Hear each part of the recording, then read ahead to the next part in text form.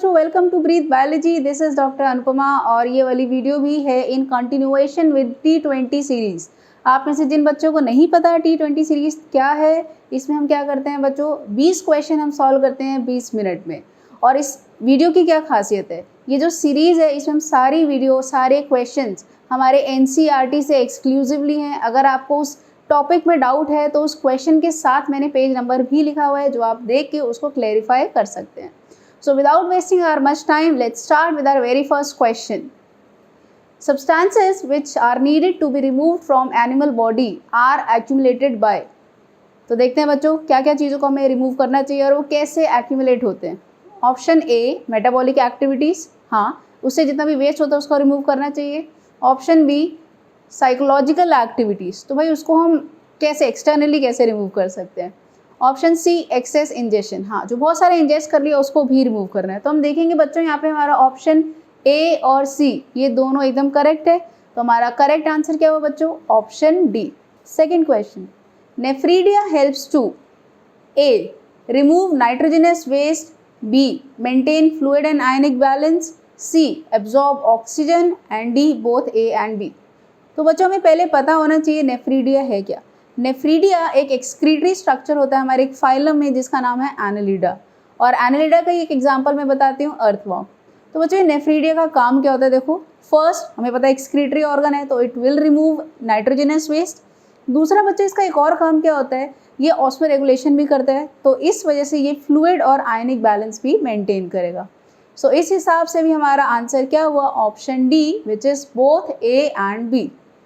So question number 3, through hilum which of the following does not enter the kidney. Hilum क्या होता है बच्चों, पहले हमें वो देखना चाहिए। सो ये हमारी किडनी है, इसमें आप देख रहे हैं कॉन्केविटी जो है इसको हम कहते हैं हाइलम। तो ये पूछ रहे हैं कि इस हाइलम से क्या क्या चीज़ें एंटर नहीं करती। ठीक है, ये हमारा क्या है, हाइलम। तो देखते हैं सबसे पहली चीज़ यूरेटर, यहाँ पे यूरेटर होता है। फिर देखते हैं ब्लड वेसल्स भी करती हैं। फिर आता है ग्लोमेरुलस। ग्लोमेरुलस क्या होता है बच्चों, ये हमारा जो नेफ्रॉन होता है इसका सबसे फर्स्ट पार्ट हम देखते हैं, वहाँ पे ब्लड वेसल्स पाई जाती है। जो टफ्ट ऑफ कैपिलरीज होता है नेफ्रॉन में, वो किडनी के अंदर एंटर नहीं कर रहा होता है। ठीक है, और फोर्थ यहाँ पे हमारा ऑप्शन दिया है nerves, which is the right answer. तो हम देखेंगे यूरेटर, ब्लड वेसल, नर्व्स, ये तीनों चीज़ हम देखेंगे यहाँ से आ रही हैं, पर ग्लोमेरुलस यहाँ पे नहीं पाया जा रहा है। ग्लोमेरुलस तो हमारा नेफ्रॉन का पार्ट है। ठीक है, तो यहाँ पर हमारा करेक्ट आंसर है option C. Question number 4, blood from glomerulus is carried by. Option A, efferent arteriole, option B, afferent arteriole, option C, Henle's loop, या ऑप्शन डी, वासा रेक्टा। तो बच्चों ये देखो, ये हमारा ग्लोमेरुलस है, यहाँ से ब्लड लेके कौन जा रहा है, यहाँ से ब्लड लेके हमारा कौन गया, इफरेंट आर्टीरियोल। तो हमें यहाँ से डायग्राम से ही समझ में आ गया। सो हमारा करेक्ट आंसर यहाँ पे क्या है बच्चों, ऑप्शन ए। एफरेंट आर्टीरियल तो लेके आ रहा है और वासा रेक्टा क्या कर रहा है, लूप ऑफ हेनले के अराउंड आप देख रहे हो ये जो ट्यूब्स हैं, ब्लड वेसल्स हैं, ये हमारी वासा रेक्टा है। So correct answer is option A. Question number 5, which of the following is not present in the cortical region of kidney. तो बच्चों जो हमारी किडनी होती है, लाइक मेनी ऑर्गन्स, उसका जो आउटर पार्ट होता है उसको बोलते हैं कॉर्टेक्स, और जो इनर पार्ट होता है उसको कहते हैं मेडुला। अब उसमें हम देखते हैं बहुत सारे नेफ्रॉन्स पाए जा रहे हैं, है ना। अब वो नेफ्रॉन का हम देखते हैं किस टाइप से स्ट्रक्चर है, इस तरीके से। तो कुछ पार्ट जो होता है हम देखते हैं मेनली वो पाया जाता है कॉर्टेक्स में, और कुछ पार्ट हमारा नेफ्रॉन का कहाँ पाया जाता है, मेडुलरी रीजन में। ओके, तो अब देखते हैं हमारे क्या क्या ऑप्शन है, उस हिसाब से हम रूल आउट कर सकते हैं कि कौन सा कॉर्टेक्स रीजन में नहीं पाया जा रहा है। ऑप्शन ए बताया है मैल्फिजियन कॉर्पसल। तो सबसे पहले तो पता होना चाहिए मैल्फिजियन कॉर्पसल है क्या बच्चों। Glomerulus along with Bowman's capsule, इन दोनों को मिला के हम कहते हैं मैल्फिजियन कॉर्पसल। सो ये क्या हो गया हमारे मैल्फिजियन कॉर्पसल। अब बच्चों ये कहाँ पाए जा रहे हैं, ये आप लाइन देख रहे हो ऊपर है, तो ये हमारे कहाँ मिल रहे हैं, कॉर्टेक्स में, तो ये तो पाए जा रहे हैं। सेकेंड है हमारा हेनलेज लूप, ये आप देख रहे हो ये हेनलेज लूप है, ये कहाँ पे पाया जा रहा है, मेडुला में। तो हमारा आंसर तो बी है। बाकी भी ऑप्शन देख लेते हैं। प्रॉक्सिमल कॉन्वोल्यूटेड ट्यूब्यूल, तो पीसीटी भी हमारा कहाँ पाया जा रहा है, कॉर्टेक्स में। और लास्ट जो हमारा ऑप्शन है डिस्टल कॉन्वोल्यूटेड ट्यूब्यूल, वो भी कहाँ पाया जा रहा है बच्चों, कॉर्टेक्स में। सो यहाँ पर हमारा करेक्ट आंसर है option B which is Henle's loop. Question number 6 में बच्चों पूछा गया है कि वासा रेक्टा इज रिड्यूस और एब्सेंट इन। तो बच्चों वासा रेक्टा जो हमारी ब्लड वेसल्स हैं वो कहाँ पाई जाती है, मेडुलरी रीजन में। अब हम देखते हैं मेडुलरी रीजन में हमारे मेनली कौन से नेफ्रॉन नहीं पाए जाते। ए कॉर्टिकल नेफ्रॉन, नाम से समझ में आ रहा है बच्चों, ये वाले नेफ्रॉन मेनली कहाँ पाए जाते हैं, ये मेनली पाए जाते हैं हमारे कॉर्टेक्स रीजन में। बहुत थोड़ा सा पार्ट जो होता है इनका लूप ऑफ हेनले का वो हम देखते हैं मेडुलरी रीजन के अंदर पहुंच रहा होता है, अदरवाइज मैक्सिमम ये कहाँ पाए जाते हैं, कॉर्टेक्स रीजन में। सेकेंड ऑप्शन है यहाँ पे जक्स्टा मेडुलरी नेफ्रॉन्स, ये मेनली कहाँ पे होते हैं बच्चों, ये जंक्शन पे होते हैं कॉर्टेक्स और मेडुला के, और इनका जो लूप ऑफ हेनले होता है एकदम डीप सीटेड होता है मेडुला में। तो इनके अंदर तो डेफिनेटली पाए जाने वाले होंगे vasa recta. Option C both A and B, ये तो हो ही नहीं सकता क्योंकि हमने अभी ऑप्शन बी को रूल आउट किया। ऑप्शन डी मेमेलियन नेफ्रॉन, तो इसमें भी दोनों ही आ रहे हैं। तो बच्चों देखो यहाँ पे हमारा करेक्ट आंसर क्या है, option A which is cortical nephrons. फिर से बता रही हूँ क्यों, क्योंकि ये कॉर्टेक्स में पाए जा रहे हैं और वासा रेक्टा कहाँ पे होता है हमारा, मेडुला में। ओके, सो अब देखते हैं question number 7। What amount of blood is filtered by glomerulus per minute? पर मिनट ये कितना ब्लड फिल्टर कर रहा है भाई, ये देखते हैं। सो ऑप्शन क्या है हमारे पास, first 1000 to 1200 millilitre which is the right answer. हाँ बच्चों इतना ही करते हैं ये। ऑप्शन बी 1100 to 1200 डेसीलीटर, नहीं ये गलत है। ऑप्शन सी 1000 to 1200 लीटर, इतना तो हमारे पास ब्लड भी नहीं होता है कि 1 मिनट में इतना सारा वो कर दे फिल्टर। नेक्स्ट हम देखते हैं 650 ml।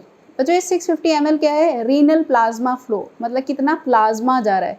पर यहाँ पे क्या पूछा गया, ब्लड के अंदर हम देखिए फॉर्म एलिमेंट्स वगैरह भी आते हैं। सो हमारा यहाँ पे करेक्ट आंसर क्या होगा बच्चों, ऑप्शन ए।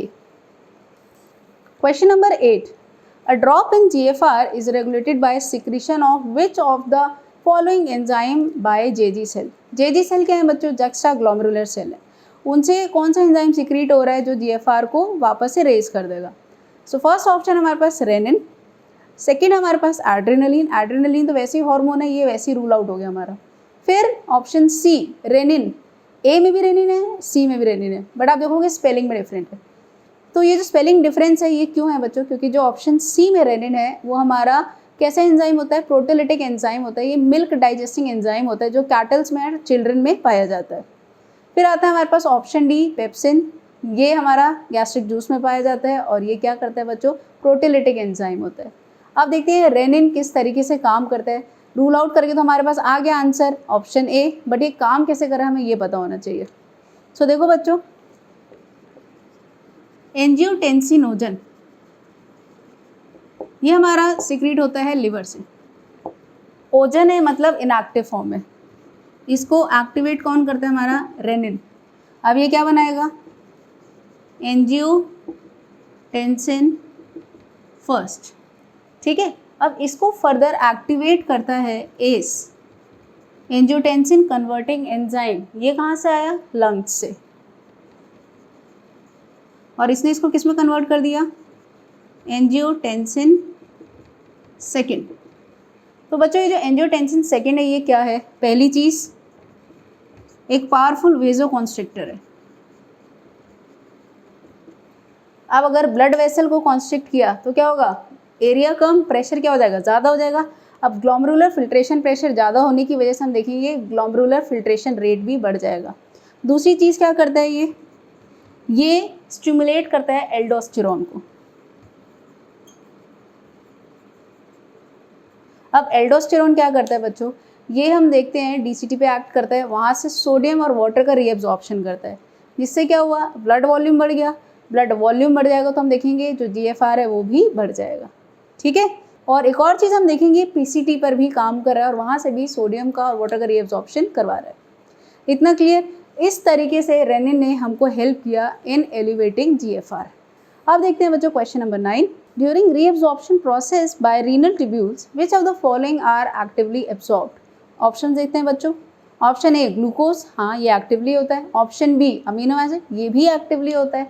ऑप्शन सी सोडियम आयंस, ये भी एक्टिवली ही होता है। हमारा करेक्ट आंसर क्या होगा बच्चों, option D all of these. अब यहीं पे एक और सवाल उठता है कि क्या क्या चीज़ें पैसिवली एब्जॉर्ब होती हैं। तो इसमें बच्चों देखो, पहली चीज़ है नाइट्रोजनस वेस्ट, वो पैसिवली एब्जॉर्ब होते हैं, इसी के जस्ट बाद वाली NCERT की लाइन है। फिर हम देखेंगे क्लोराइड आयन और वाटर, ये 3 चीज़ें जो होती हैं सिर्फ यही हैं जो पैसिवली एब्जॉर्ब होती हैं। Question number 10, the PCT region of renal tubule do not secrete which of the following in filtrate. बच्चों यहाँ पे सिक्रीट का मतलब क्या चीज़ है कि क्या चीज़ हमारा फिल्ट्रेट में जा रहा है और ये फिल्ट्रेट आगे चल के क्या मतलब हमारा यूरिन। तो ऐसी क्या चीज़ है जो पीसीटी सिक्रीट नहीं कर रहा। ए हाइड्रोजन आयन, ये सिक्रीट होता है। बी पोटेशियम आयन, ये भी सिक्रीट होता है। सी अमोनिया, ये तो डेफिनेटली सिक्रीट हो गई। डी बायकार्बोनेट आयन, बच्चों बायकार्बोनेट आयन वापस हमारी बॉडी में रीएब्जॉर्ब हो जाता है, तो ये सिक्रीट नहीं होता। सो हम देखेंगे क्वेश्चन 10 का जो हमारा करेक्ट आंसर है वो है option D. Question number 11, in the descending Henle's loop filtrate concentration. तो ये हम देख रहे हैं descending limb loop of Henle का, इसमें फिल्ट्रेट के कॉन्सेंट्रेशन को क्या हो रहा है। A increases, B decreases, C no effect, D initially increases then decreases. तो बच्चों देखो यहाँ पर क्या होता है डिसेंडिंग लिम्ब में, हम देखते हैं यहाँ से ये लिम्ब जो होती है परमिएबल होती है वाटर के लिए। अब जब यहाँ से वाटर निकल जाएगा तो अब जो फिल्ट्रेट है वो कैसा होता जाएगा, और कॉन्सेंट्रेटेड होता जाएगा। और यहीं पे हम देख लेते हैं इसकी ऑस्मोटिक कॉन्सेंट्रेशन 600 से 900 हुआ, 900 से 1200 तक पहुँच रहा है। तो क्या हो रहा है, ये कॉन्सेंट्रेशन इंक्रीज हो रही है। तो यहाँ पर हमारे पास करेक्ट आंसर है option A. Question number 12, counter current pattern is generated due to opposite flow in. तो बच्चों देखो यहाँ पे हम देखेंगे हमारा जो नेफ्रॉन है इसमें 2 जगह पे ऑपोजिट फ्लो हो रहा है। वो कहाँ पे हो रहा है, एक तो देखो लूप ऑफ हेनले में हमारा हो रहा है, ये डिसेंडिंग लिम्ब है लूप ऑफ हेनले की, और ये असेंडिंग लिम्ब है, ठीक है। दूसरा हम देखेंगे वासा रेक्टा जो इसी से चिपटी हुई है, वासा रेक्टा में भी हम देखेंगे वासा रेक्टा की ये डिसेंडिंग लिम्ब और ये असेंडिंग लिम्ब। इतना क्लियर है। तो काउंटर करंट मतलब क्या है, ऑपोजिट डायरेक्शन में ऐसे फ्लो करना, और वो हमें यहाँ पे दिख रहा है इन दोनों में भी ऑपोजिट है, और वासा रेक्टा की जो दोनों लिम्ब्स हैं उसमें भी ऑपोजिट है। तो अब देख लेते हम लोग इसमें हमारे options. Option A ascending and descending Henle's loop, ये वाली बात सही है। Option B ascending and descending vasa recta, ये वाली बात भी सही है। So option C is the correct answer which is both A and B. Question number 13, from cortex to inner medullary interstitium the osmolarity. तो बच्चों ये 1-2 क्वेश्चन पहले ही हमने देखा था। जब हम कॉर्टेक्स से मेडुला में जा रहे हैं तो हमारा जो ऑस्मोलैरिटी है वो कैसा हो रहा है। देखो पहले 300 था, फिर 600 हुआ, फिर 900 हुआ, फिर 1200 हो गया। तो धीरे धीरे करके क्या हो रहा है, ये इंक्रीज हो रहा है। तो जितना हम देख रहे हैं मेडुला में जा रहा है उतना ज़्यादा जो हमारा फिल्ट्रेट है वो कैसा हो रहा है, कॉन्सेंट्रेट हो रहा है। मतलब अब देखोगे जो ओरिजिनल फिल्ट्रेट था उससे कितना हो गया, 4 टाइम्स मोर कॉन्सेंट्रेटेड हो गया। सो यहाँ पे हमारा आंसर क्या होगा बच्चों, option A which is increases. जैसे से नीचे गए ऑस्मोलैरिटी बढ़ गई। Question number 14, urea enters Henle's loop from. Option A thin segment of ascending limb of Henle's loop. Option B thick segment of ascending limb of Henle's loop. Option C thin segment of descending limb of Henle's loop, या none of this. तो बच्चों देखो urea कहाँ से enter करता है, यहाँ पे इधर से, और यहाँ पे देख रहे हो नीचे की तरफ जो हमारा सेगमेंट है कैसा है, ये थिन है इस टाइम पे यहाँ पर। तो ये असेंडिंग लिम्ब है और ये कैसा है, थिन है। तो यहाँ पे हमारा करेक्ट आंसर क्या होगा बच्चों, option A thin segment of ascending limb of Henle's loop. Question number 15, the functioning of kidney is monitored and regulated by. Option A hypothalamus. बच्चों ये तो सही है क्योंकि हाइपोथैलेमस के जो ऑस्मो रिसेप्टर्स हैं वो एक्टिवेट हो जाते हैं जब हम देखते हैं कि जो GFR है या ब्लड वॉल्यूम है एकदम से कम हो गया। और एक और चीज़ हम देखेंगे, हाइपोथैलेमस से ही एक हार्मोन फॉर्म होता है जिसका नाम है ADH। ADH भी क्या करता है, हम देखेंगे वाटर को रिटेन करता है बॉडी में, एंटी डायूरेटिक हार्मोन, ठीक है। इससे यूरिन कॉन्सेंट्रेटेड पास होता है। सो ये सही है। Option B JGA juxta glomerular apparatus. तो इसमें हमने देखा था रेनिन ने क्या करवाया था, इवेंचुअली एंजियोटेंसिन सेकेंड को रिलीज करवा दिया था, जिससे हमने देखा था फर्दर क्या हुआ था, ब्लड वॉल्यूम बढ़ गया था, GFR बढ़ गया था। ऑप्शन सी हार्ट में से बच्चों एक हार्मोन रिलीज होता है जिसका नाम है एट्रियल नाट्रियूरेटिक फैक्टर। ये क्या करता है, ये वेजो डायलेटर की तरह काम करता है। इतना क्लियर है बच्चों। तो ये तीनों ही काम कर रहे हैं, तो हमारा करेक्ट आंसर है यहाँ पे all of these. Question number 16, aldosterone causes A reabsorption of sodium ion. ये वाली बात तो सही है, ये हमारे किस पे एक्ट करता है, DCT पे काम करता है और वहाँ से सोडियम आयन का रीअब्जॉर्प्शन कराता है। और तुम्हें पता है जब सोडियम आयन रीअब्जॉर्ब हो रहा है साथ साथ पानी उसके साथ खींचा चला आता है। तो हमारा ऑप्शन सेकंड जो है यहाँ पे रीअब्जॉर्प्शन ऑफ वाटर वो भी सही है। Option C increase in blood pressure and GFR। बच्चों जब सोडियम और वाटर रिटेन हो रहा है तो बहुत जायज़ सी बात है जब इतना सारा सोडियम है, वाटर आ गया तो ब्लड वॉल्यूम बढ़ेगा, ब्लड वॉल्यूम बढ़ेगा तो ब्लड प्रेशर बढ़ेगा एंड इवेंचुअली GFR जो ग्लोमेरुलर फिल्ट्रेशन रेट है वो भी बढ़ जाएगा। तो 1, 2 और 3 जो है हमारे वो स्टेटमेंट तो सही है। 4th देखते हैं, डिक्रीज इन GFR, ये तो एकदम कॉन्ट्राडिक्टरी हो गया बच्चों, ये तो हो ही नहीं सकता। सो हम देखेंगे हमारा करेक्ट आंसर यहाँ पे कौन सा ऑप्शन होगा, option C 1, 2 and 3। Question number 17, on an average what amount of urea is excreted per day. बच्चों ये याद करने वाला क्वेश्चन, इसमें कुछ मुश्किल नहीं है, ऐसा कुछ याद इसमें हम सोचे कि लॉजिक लगाएं, ऐसा कुछ नहीं है। इसमें सिर्फ सिंपली हमारा आंसर है ऑप्शन ए 25 to 30 ग्राम जो होता है हमारा पर डे पास होता है। Clear. Question number 18, glycosuria and ketonuria are indicative of which of the following disease. सबसे पहले तो ग्लाइकोसूरिया क्या होता है बच्चों ये पता होना चाहिए। Glycosuria, anything which ends with urea, मतलब वो वाली चीज़ कहाँ प्रेजेंट है हमारा, यूरिन में। तो कहीं पे भी आप सफिक्स देखेंगे यूरिया, मतलब वो कहाँ प्रेजेंट है, यूरिन में। ग्लाइकोसूरिया मतलब ग्लूकोज पाया जा रहा है यूरिन में। और सेकेंड हमारे पास क्या है, कीटोन्यूरिया। कीटोन्यूरिया मतलब कीटोन बॉडीज पाई जा रही हैं यूरिया में। तो बच्चों ये दो कंडीशन कब आती हैं, जब हम देखेंगे एक्सेस, हम देखेंगे बहुत सारा हमारे अंदर ब्लड में ग्लूकोज हो गया इतना कि वो हम रीअब्जॉर्ब भी नहीं कर पा रहे, तो क्या करेंगे, वो सारा हमारा एक्सक्रीट होगा वाया किडनी, है ना, तो सारा यूरिन के थ्रू निकल रहा है। तो जब इतना सारा शुगर हमारे ब्लड में है जो हम कह रहे हैं यूटिलाइज भी नहीं कर पाए, तो वो कौन सी कंडीशन होगी, उस कंडीशन को हम कहते हैं डायबिटीज़ मेलाइटस। सो यहाँ पर हमारा करेक्ट आंसर है option C. Question 19, uremia is, बच्चों यूरीमिया, यूरीमिया। अब देखो यहाँ पे एक वर्ड समझ लो, emia, anything which ends with emia, मतलब वो चीज़ ब्लड में प्रेजेंट है। जब यूरिया में एंड हो रहा था तो यूरिन में प्रेजेंट था, ईमिया में एंड हो रहा है तो वो ब्लड में प्रेजेंट है। तो यूरीमिया मतलब बहुत सारा यूरिया होगा जो ब्लड में प्रेजेंट है। तो ये संधि विच्छेद करेंगे हमें इनका मतलब समझ में आ जाएगा। तो यूरीमिया क्या समझ में आया कि बहुत सारा यूरिया ब्लड में पाया जा रहा है, नॉर्मली तो होता ही है, ये डिजीज़ कंडीशन क्यों है, क्योंकि ये ज़्यादा होगा। अब देखते हैं बच्चों last question, during hemodialysis which of the following comes out from patient's blood to dialysing solution. तो बच्चों यहाँ पे हमारे पास 4 ऑप्शन दिए हैं, protein, ions, nitrogenous waste and glucose.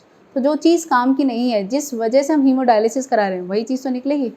तो देखो बच्चों ये जो डायलाइजिंग सोल्यूशन है इसका सेम कॉन्सेंट्रेशन होता है जैसे हमारे प्लाज्मा का है, ठीक है, तो सेम एज प्लाज्मा। तो जब हमारा यहाँ से ब्लड पास हुआ तो जब सेम कॉन्सेंट्रेशन है, कुछ भी चीज़ डिफ्यूज आउट होकर बाहर नहीं निकलेगा, लेकिन एक चीज़ यहाँ पे एक्स्ट्रा है हमारे ब्लड में, जो पेशेंट होगा उसके ब्लड में एक चीज़ जो एक्स्ट्रा है वो क्या होगा, नाइट्रोजनस वेस्ट, क्योंकि किडनी काम नहीं कर रही है। सो यहाँ पे बहुत सारा हम देखेंगे नाइट्रोजनस वेस्ट है जो हमारे डायलाइजिंग सोल्यूशन में नहीं है। इस वजह से क्या होगा बच्चों, जो नाइट्रोजनस वेस्ट है वो सारा हमारा डिफ्यूज आउट करके कहाँ पे आ गया, डायलाइजिंग सोल्यूशन में। अब जो हमारा फिल्टर्ड ब्लड है उसको वापस लेते हैं और इस ह्यूमन के अंदर वापस से वो प्योरीफाइड ब्लड को डाल देते हैं। तो अब आपको समझ में आ गया यहाँ पे करेक्ट आंसर क्या होगा, ऑप्शन सी नाइट्रोजनस वेस्ट। समझ में आ रहा है कि क्या चीज़ यहाँ पे गया, नाइट्रोजनस वेस्ट, क्योंकि वो हमारी बॉडी में एक्स्ट्रा था और डायलाइजिंग सोल्यूशन में नहीं था। तो यहाँ पर हमारे 20 क्वेश्चन खत्म होते हैं। अगर आपने सारे क्वेश्चन बहुत अच्छे से इजीली सॉल्व कर लिए, मतलब आपने एनसीईआरटी थरोली पढ़ी है। अगर आपको फिर भी कोई डाउट है तो आप मेरे से कमेंट में पूछ सकते हैं। Thank you.